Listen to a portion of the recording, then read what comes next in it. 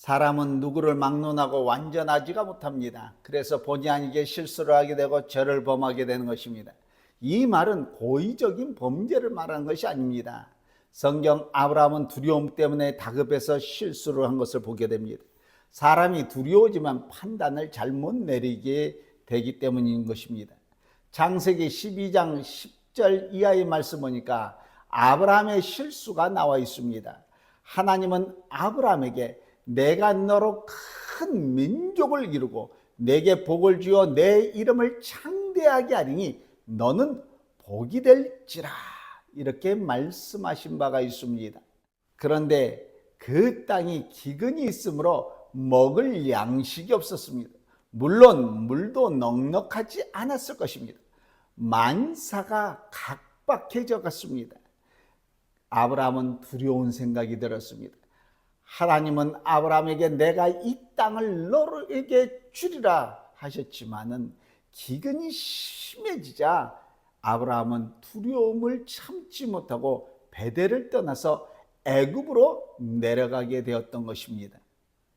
사람이 한 가지 실수를 하게 되면 두 번째, 세 번째 실수를 범하기는 매우 쉬운 것입니다.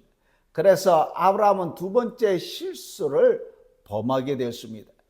그가 애굽에 가까이 이르렀을 때 그의 아내 사라에게 말하되 내가 알기에 그대는 아리따운 여인이라. 애굽 사람이 그대를 볼 때 이르기를 이는 그의 아내라 하여 나는 죽이고 그대는 살리리니 원하건대 그대는 나의 누이라 하라. 그러면 내가 그대로 말미암아 안전하고 내 목숨이 그대로 말미암아 보존되리라 하니라. 아브라함은 애굽에 이르렀을 때 그의 생사가 사라의 손에 달려있다는 생각을 하는 그러한 실수를 범하게 된 것입니다. 아브라함은 하나님의 뜻으로 살고 있는 그러한 사람입니다. 그러나 두려움이란 것이 그 안에 들어왔게 되자 그만 초점을 잃어버리고 하나님의 말씀도 기억하지 못하게 된 것입니다. 그래서 하나님의 말씀보다도 사람의 생각이 먼저 하게 되었던 것입니다. 모세를 보시기 바랍니다. 모세는 뜻은 좋았지만 계획이나 방법이 잘못된 선의에 의해서 실수를 범하게 됐습니다. 출애굽기 2장에 나타난 모세의 모습을 여러분들 보시기 바랍니다. 그 당시 모세는 나이가 40세였습니다. 중년에 접어든 모세는 애굽의 멍에 아래서 시달리는 이스라엘 백성들을 볼 때 자기에게 이 백성을 구원해낼 수 있는 힘이 있다고 생각을 했습니다. 출애굽기 2장 11절에서 12절에 보면 모세가 장성한 후에 한 번은 자기 형제들에게 나가서 그들이 고되게 노동하는 것을 보더니 어떤 애굽 사람이 한 히브리 사람 곧 자기 형제를 치는 것을 본지라. 좌우를 살펴 사람이 없음을 보고 그 애굽 사람을 쳐 죽여 모래 속에 감추니라, 이렇게 말씀하고 있습니다. 모세는 히브리 백성을 구원하내고 그 억압받은 그 자에게 복수하려는 올바른 동기로 사람을 죽였습니다.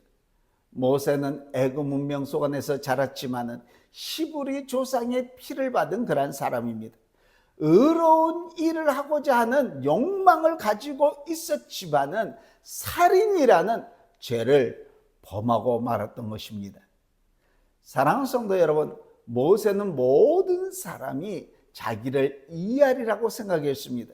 이것 또한 선의에 의한 실수를 범한 사람의 한 가지의 특성인 것입니다. 말씀 여러분들 보시기 바랍니다. 같은 이야기를 1500년 후에 다소 다른 관점에서 기록한 그런 글입니다. 그는 그의 형제들이 하나님께서 자기 손을 통하여 구원해 주시란 것을 깨달으라고 생각하였으나 그들이 깨닫지 못하였더라, 이렇게 말씀하고 있습니다.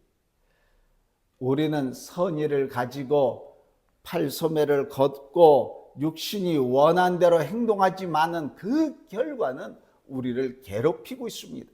이것은 우리 마음대로 하나님의 뜻을 행하려는 것과 같은 그러한 일인 것입니다. 그런데 우리가 분명히 기억해야 될 사실이 있습니다. 이런 행위는 하나님의 뜻이 아니라는 것입니다. 모세가 한 일은 결코 악의로 한 것은 아니었습니다. 그러나 생각 없이 실수를 범하였던 것인 것입니다. 다윗이 부주의로 인해서 실수를 범하였습니다. 열왕기상 1장 5절에서 6절 말씀 보니까 그때의 핫깃의 아들 아도니아가 스스로 높여서 이르기를 내가 왕이 되리라 하고 자기를 위하여 병거와 기병과 호위병 50명을 준비하니 그는 압살롬 다음 태어난 자요 용모가 심히 준수한 자라.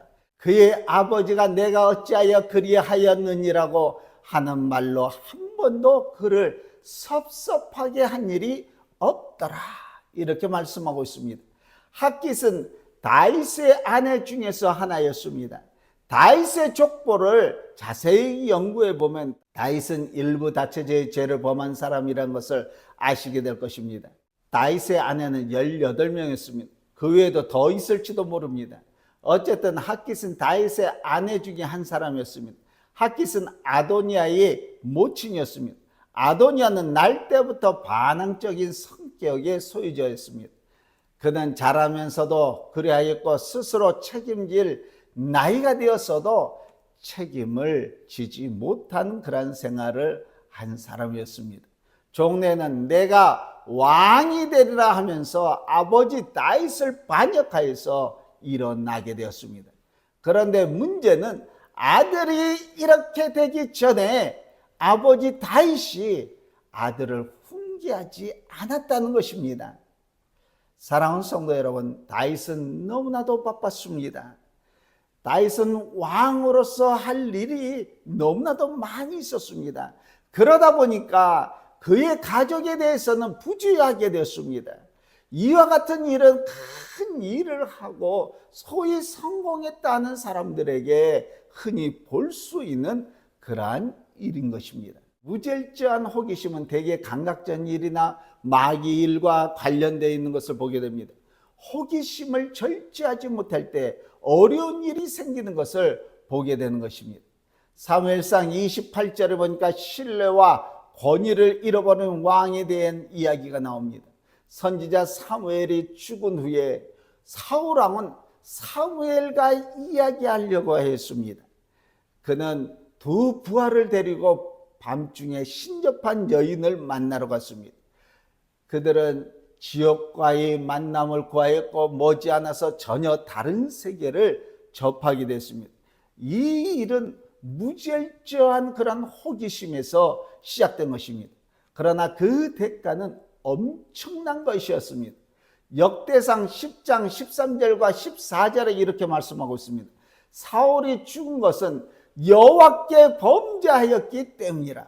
그가 여호와의 말씀을 지키지 아니하고 또 신접한 자에게 가르치기를 청하고 여호와께 묻지 아니하였으므로 여호와께서 그를 죽이시고 그 나라를 이새의 아들 다윗에게 넘겨주셨더라. 이렇게 말씀하고 있습니다.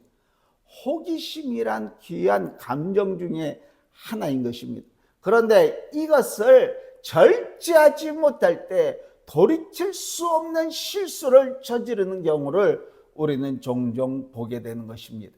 신앙생활에서도 호기심이 작용하여서 성경이 말씀하신 것 이외의 것도 알고 싶어하고 듣고 싶어하고 이상한 말을 하는 사람을 찾아가서 타락하는 경우를 우리 주변에서 많이 보게 됩니다. 그런데 호기심을 우리는 조심해야 될 줄로 믿습니다. 진리에 눈이 어두워서 범하는 실수가 있는 것입니다. 사도행전 15장 말씀 보니까 하나님의 종 바울과 바나바 사이에 갈등이 일어났습니다.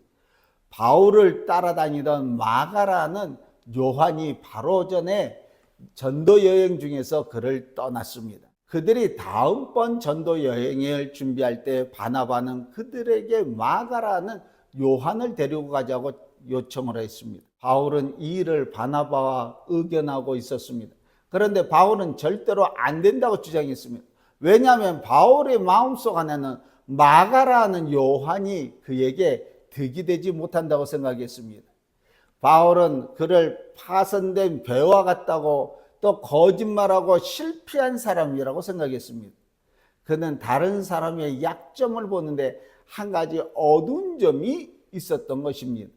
그런데 디모데후서 4장 11절 말씀 보니까 나중에 바울은 마가가 그에게 필요하다고 해서 받아들였던 말씀을 우리는 보게 됩니다.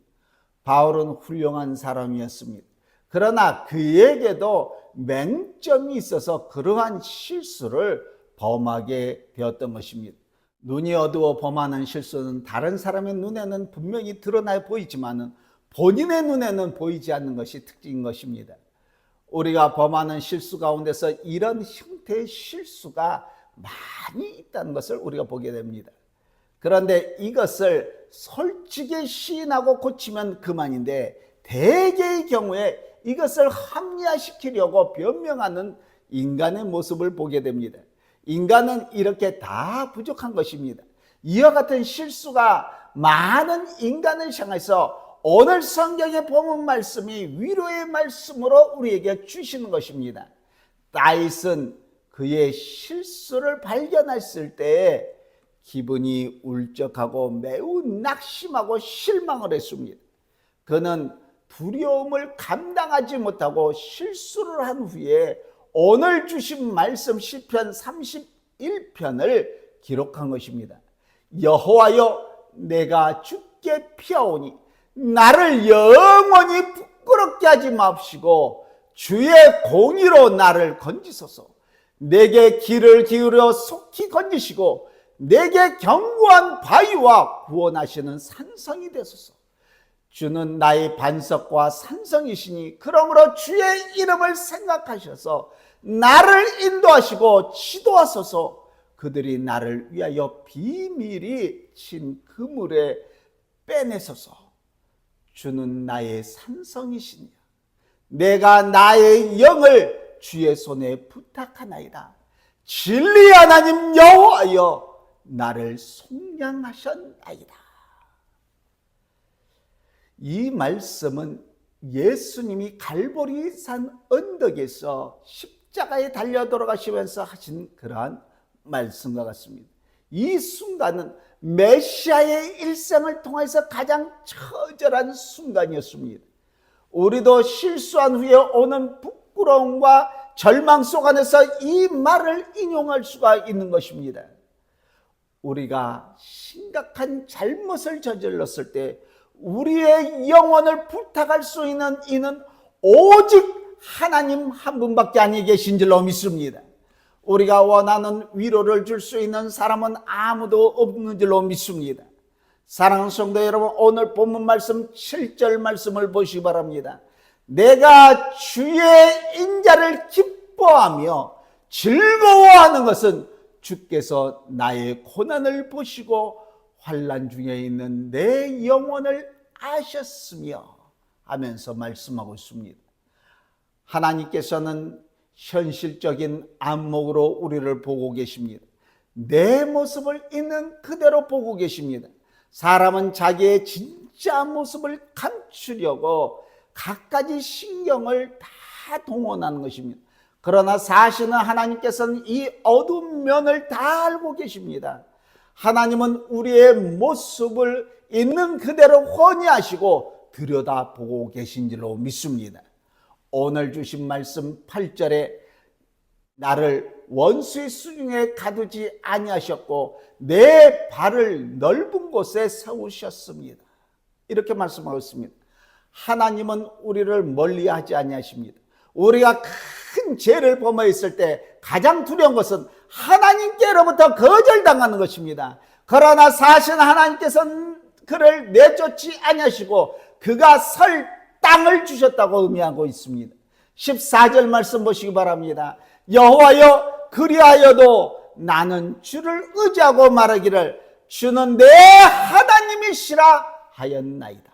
그는 무리의 비방을 들었습니다. 사방에 두려움이 있었습니다. 저희가 그를 치려고 일어나 그의 생명을 빼앗으려 했습니다. 이럴 때 그는 사시는 하나님을 의지했던 것입니다. 하나님께서는 우리가 기쁠 때 우리 곁에 계신 것처럼 저와 이 여러분들이 우울할 때, 기분이 좋지 않을 때도 우리를 지도하고 계신 하나님이신 줄로 믿습니다. 더군다나 하나님은 은밀한 곳에서 우리를 지도하고 계십니다. 주를 두려워하는 자를 위하여 쌓아두신 은혜, 곧 주께 피한 자를 위해서 인생 앞에 베푸신 은혜가 어찌 그리 큰지요. 주께서 그들을 주의 은밀한 곳에 숨기사 사람의 꾀에서 벗어나게 하시고 은밀히 장막에 감추사 말다툼에서 면하게 하시리이다. 우리가 실수를 통해서 배울 수 있는 것을, 최선의 것은 은밀한 가운데서 우리에게 전하고 계십니다. 하나님은 은밀한 가운데서도 그의 비밀을 우리에게 보여주시고 그의 사랑과 이해로 우리를 감싸주고 계신 줄로 믿습니다. 우리의 기도는 오직 하나님이여 나를 부끄럽게 마옵소서 하는 것입니다. 우리 모두 하나님의 은혜를 힘입어서 실수가 많고 부끄러운 것이 많지만은 우리로 부끄럽게 아니하시고 은밀한 곳에서 지도하심을 받는 그러한 축복을 다 받아 누리시기를 오늘도 우리 주 예수 그리스도의 이름으로 간절히 축원합니다.